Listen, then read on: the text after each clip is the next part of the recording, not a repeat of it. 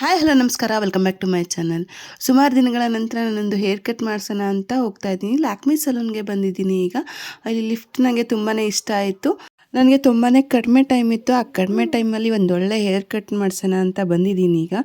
ಇದೇ particular hair cut ಮಾಡಿಸ್ಬೇಕು ಅಂತ ಏನಿಲ್ಲ. ನಾನು ನನ್ನ ಹೇರ್ಗೆ ಯಾವ ಥರ ಸೂಟ್ ಆಗುತ್ತೋ ಆ ಥರ ಮಾಡಿ ಅಂತ ಹೇಳೋಣ ಅಂತ ಅಂದ್ಕೊಂಡಿದ್ದೀನಿ. ಫಸ್ಟ್ ಇಲ್ಲಿ ಹೇರ್ ವಾಶ್ ಮಾಡಿಬಿಟ್ಟು ಆಮೇಲೆ ಹೇರ್ ಕಟ್ ಮಾಡಿಸ್ತಾ ಇದ್ದೀನಿ.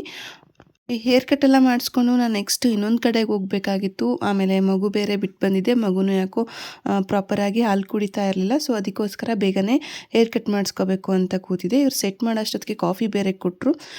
ಬೇಗ ಬೇಗನೆ ಹೇರ್ ಕಟ್ ಮಾಡಿಕೊಟ್ರು. ಆದ್ರೂ ಒನ್ ಅವರ್ ಮೇಲೇ ಆಯಿತು.